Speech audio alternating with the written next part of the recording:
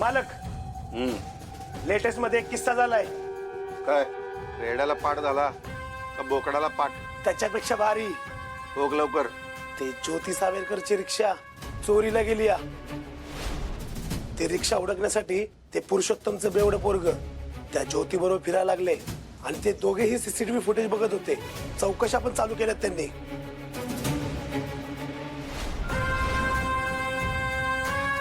तू बेवडा दीप सारखा त्या ज्योती बरोबर कसा काय असतो?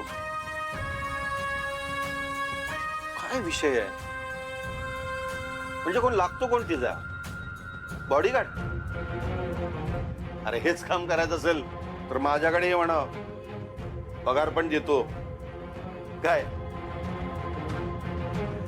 मी पण कुठल्या दगडांना विचारतोय? पण एक गोष्ट लक्षात येते, दीपला पेटवायला ज्योती तर लागणारच ना. दीप आणि ज्योती आता एकत्र आले. दीप सतत तिच्या सोबत असतो, म्हणून तो तिच्या बाजूने उभा आहे. सापडली, नाजूक जागा सापडली. बघूया बघूया किती दिवस बॉडीगार्ड राहतो ते. काय डोक्यात काय तुमच्या मालक? बुद्धिबळ खेळलास का कधी? हो.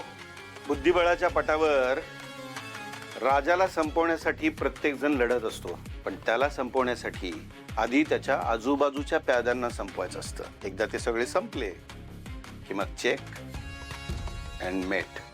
पण त्या पॅदासनी संपवणार कसं? या खेळात अजून तू कच्चा आहेस बंटी. बुद्धिबळाचा खेळ सुरू झाला की प्यादी लगेच पेरून ठेवावी लागतात.